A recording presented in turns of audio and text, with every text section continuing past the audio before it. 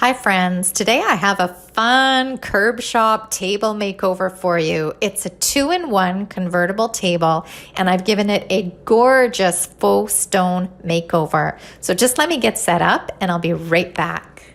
Let's start. Here's the fun part.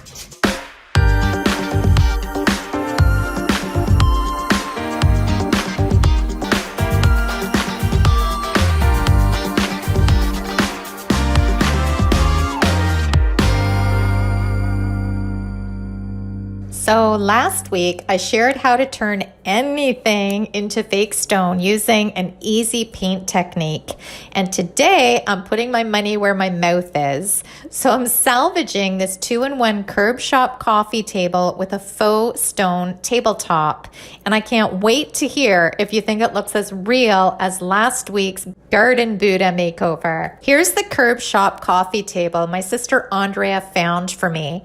She spotted it on a busy road while she was at work driving her city bus. And I have to give a shout out. I'm grateful to her and her coworkers as they keep their eyes peeled for me for these trash gems as they're driving around. After her shift, she texted me the location and I rushed out to get it. And I'm so glad it was still there. Once I got it home, I gave it a good once over. The table was structurally perfectly sound, but it did have some cosmetic issues to deal with. Seeing as I wanted to do a faux finish on the top, I really wasn't worried about any of this because it's nothing a little wood filler and faux finish can't fix up. So I was really curious how this convertible table or 2-in-1 table was going to look as two side tables. So the first thing I did was disassemble it. And it didn't have the standard screws, but rather these hex bolts. So I used a folding hex key set. Mine's a Husky.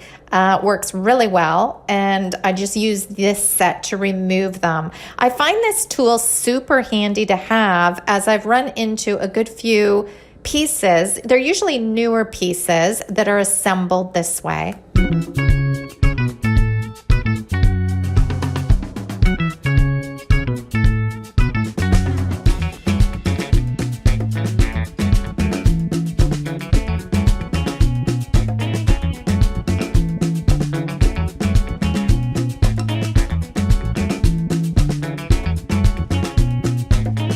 These tables were really easy to take apart, and here's what they look like in two pieces. Now that I had the table into two side tables, they were easier to clean. So I sprayed them with white lightning cleaner that I keep in my spray bottle, and I just used a regular old sponge to wipe them down. While I was cleaning, I made sure to spray and wipe in all the little crevices and underneath as well. Especially with a curb shop piece, you really want to get into all those nooks and crannies and make sure everything is spotless.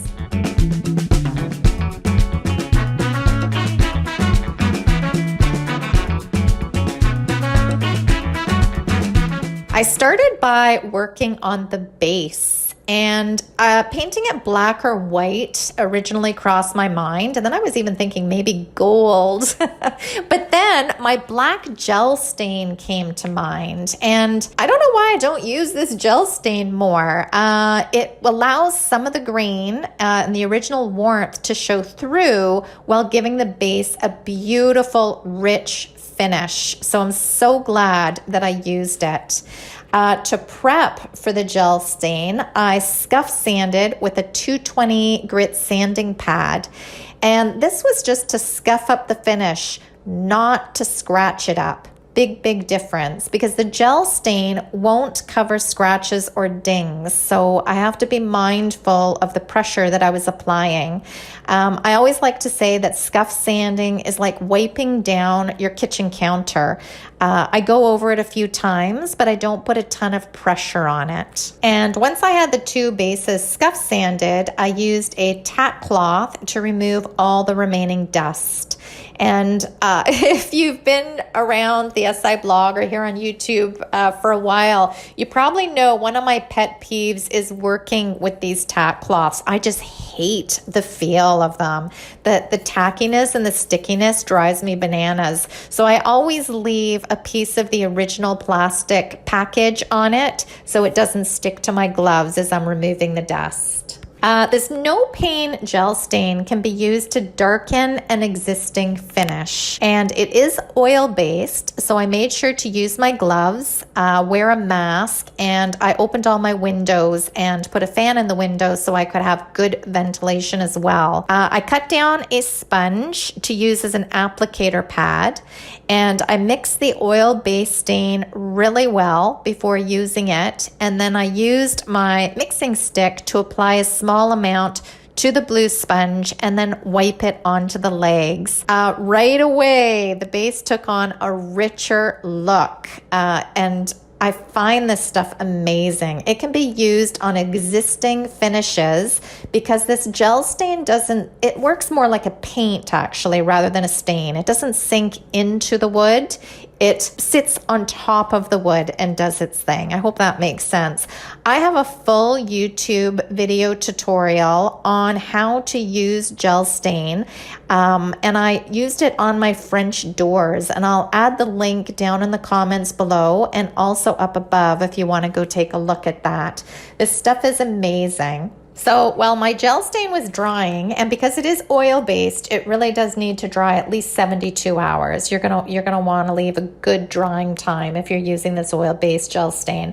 But while the bases were drying, I moved on to the tabletops, and I fixed the missing edge banding and filled in all the scratches and flaws using Dixie Belle wood filler. It's called Dixie Belle Mud. And the reason why I really like using this wood filler, it's a great choice if you're sanding by hand because it sands with seriously little to no effort.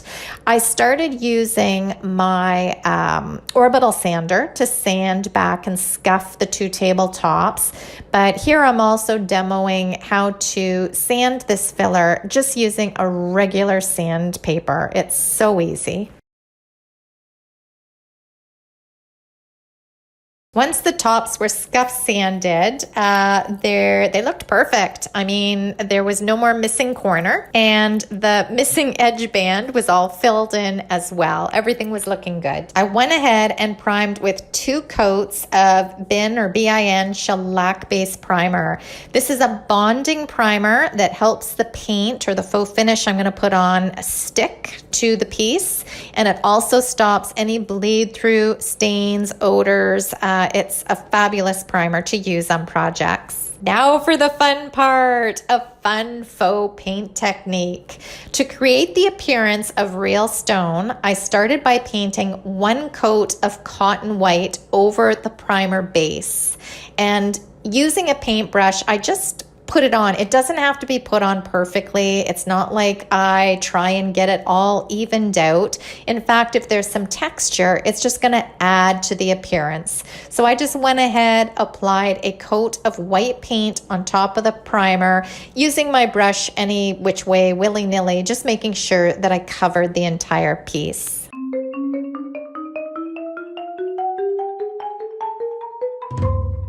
Then I poured some Baja Gray into a paper plate, and using the exact same brush, because you want the colors to kind of meld together, using the exact same brush, I dabbed on some Baja Gray in random spots.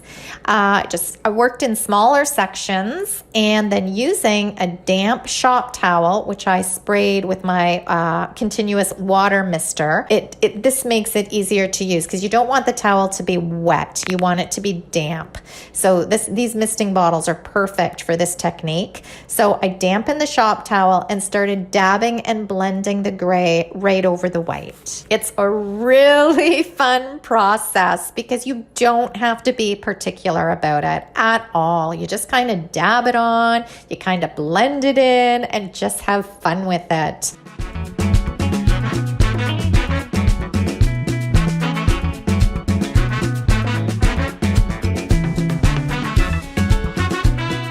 And once I finished with the gray, then I went back to the white. So you want to layer this up until you actually like what it looks like and it starts looking like real stone. So I did the exact same technique with the white. I just used the same brush. I dabbed it into my white. I dabbed it onto the tabletop over top of some of the gray that I already laid down.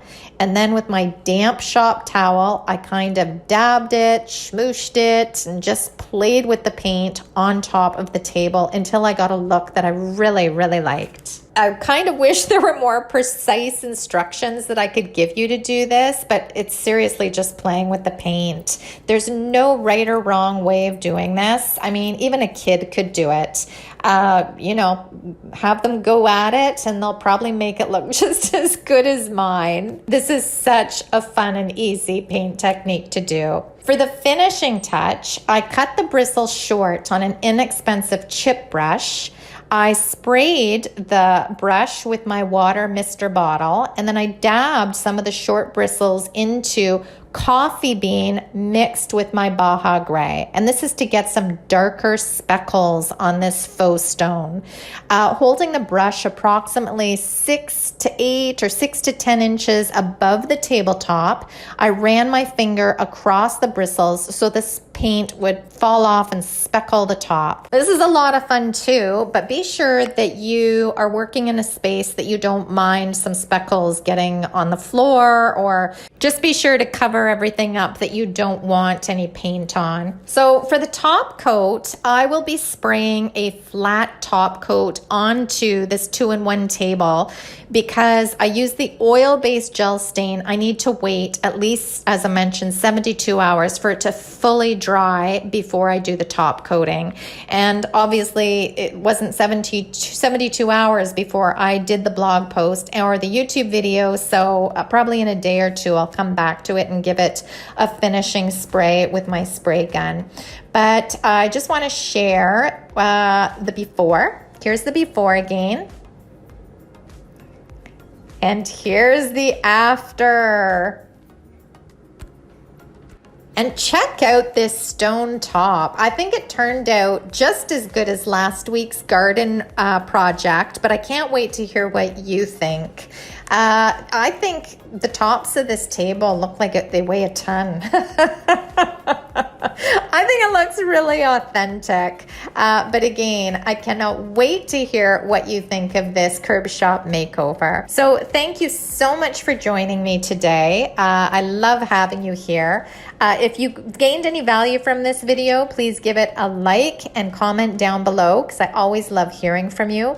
You can also find me on my socials and over at salvagedinspirations.com, where I have over 500 furniture painting tutorials teaching you how to make your furniture beautiful. Until next time, have a fabulous week. Bye, guys.